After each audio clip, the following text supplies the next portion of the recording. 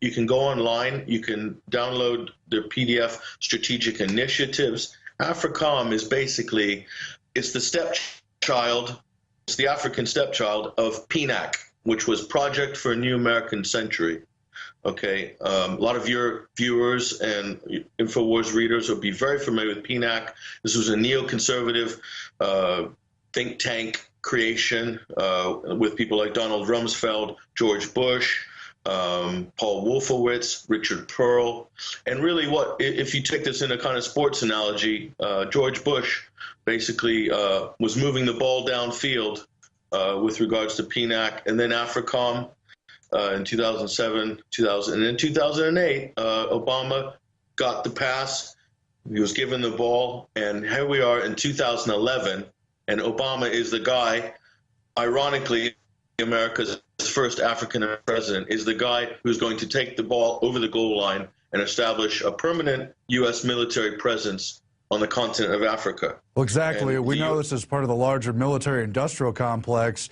The same PNAC used to be Team B, the same people arguing for always greater military spending in the Cold War. But at the same time, it is significant that they've taken the first black president and opened up all these fronts in Africa, from Libya and now in the central part of Africa there.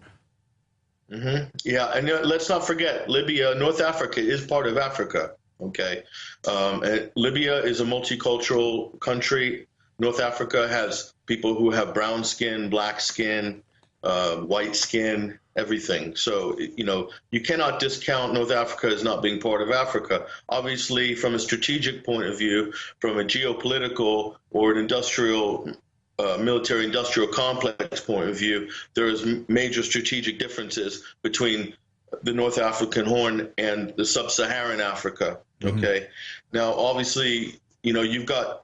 We're talking about the surface of this issue now, but if you look into the AFRICOM documents, in the documents themselves, and I took a slice out of this and put it in my article, which is entitled Obama's African Military Safari. There is a big reason in there which they're using, and it's to evict China out of Africa. And because they believe that because China has achieved this kind of stage of economic development in Africa, they're everywhere. They're building roads, railroads, infrastructures, coal plants, whole business districts in places like Angola, in whole industries in places like Ghana. They're in Nigeria. They had a massive amount of investment in Libya. They're in Algeria. They're everywhere. Okay, they're in the Sudan. There's Chinese in East Africa, Tanzania. So the Chinese are everywhere. Obviously, the Chinese got a major jump on the United States and the Anglo-American side of the empire. Mm-hmm. China has got a different approach. The traditional colonial approach of the West was to subjugate an African country and then to basically rape it for all its resources and use it as a source of cheap raw materials, which would then be processed in places like India and then eventually make it to Europe, for instance, or to America. Now, the Chinese had a totally different approach to this. The Chinese would go in and do kind of more of a barter arrangement with the host country. They're saying, well, you need roads, you need infrastructure. China wanted to lay down that infrastructure and is willing to invest millions and billions of dollars to do that. And they'll bring in their own labor, they'll bring in their own people, their own engineers and everything. And then Africa could seemingly kind of enjoy and reap the benefits of this Chinese work down the road and also open up the country for business. Angola is a perfect example. It's a really third world country with very little infrastructure. And now Angola can actually be a trade center for that side of Southwest Africa in very good proximity to South Africa and the BRICS countries and Brazil across the Atlantic.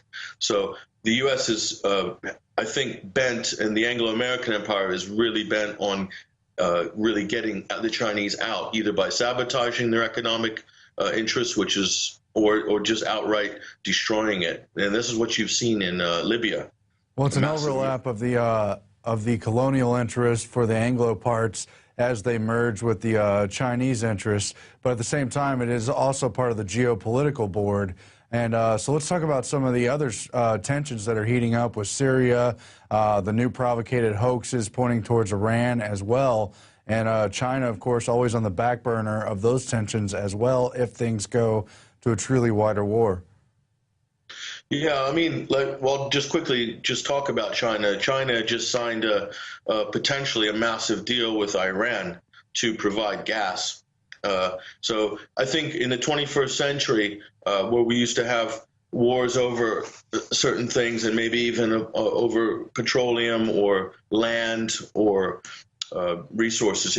Energy is the big one in the 21st century. The Congo is finishing a hydroelectric project that is supposed to provide Southern Europe with something like 40% of its the base load for things like power. You've got natural gas.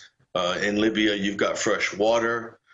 Which is potentially could make Libya the breadbasket of the Mediterranean, much like the California San Joaquin Valley became the breadbasket of the world. You have potentially the same thing 20 or 30 years down the line through this massive irrigation project that Gaddafi undertook about 30 years ago. Now, do you think, and I think it's quite obvious, no one else would invest billions in that kind of a structural project for a water system. Only a state could do that, and there's so few states left who own their own infrastructure. I'm not advocating socialism by any means, but I'm saying private industry would not make that sort of investment seeing ahead 30 years. Gaddafi did. The Great Man-Made Water Project is probably of the wonders of the world technologically, it's probably in the top 5 for a man-made engineering feat on the whole planet in the history of the world. That was done by Muammar Gaddafi, and it was done for Libyans. And it was everything that Gaddafi did, if you look at his record since as far back as I could see in 30 years or something, every penny was reinvested in Libya. It was for Libyans and also for Africa and for Africans. And now you have a complete reversal of this agenda right now. Libya has fallen, and then AFRICOM has now got a much stronger foothold now on the continent. So the dominoes are slowly falling. With regards to Syria, a lot of people in Syria are afraid that it's going to go the way of Libya. And the biggest thing about Libya, absolutely the biggest thing above the fake 1973 UN resolution, above the NATO bombing and the complete, what I believe will be the crime of the century. It's like a smash and grab. It's like when you drive your car into a high street shop and then smash the window and just take everything out. This is NATO and America and Britain and France's version of a smash and grab. But the biggest thing was the media. Basically, the way they reported Libya, this is brand new. So we didn't have embedded reporters like we did in Iraq or Afghanistan. It was basically fresh. There was still press able to move around. But the amount of news that was coming out of Libya that was completely fake. And I'm probably going to write a story about this in the next couple of days just to put it all together. But it's absolutely unbelievable. Everything you heard was a lie from A to Z. Timetables were switched. They said Tripoli fell with no resistance. That wasn't true. They didn't report a 1 million-person march or something like this in Tripoli back a few months ago that were showing support of Gaddafi. Now, if the world had seen the true story on the ground in Libya, they wouldn't be able to get the kind of complicit support from our people that will back the foreign policies that we're trying to push, which is of a regime change. Gaddafi gunning down his own people. They said he killed 6,000 of his own people, that he was using his air force to kill his own people. I mean, these are absolute mental, complete fantasy ideas that were taken right to the UN. You know, this is supposed to be the highest table on the planet, a political diplomatic table, with complete lies and fabrications in order to get a resolution, which turned into fait accompli of a complete bombing raid and regime change. Syria, we're going to see the same thing. It's already happening. Stories of soldiers defecting. This is a very powerful one in the Western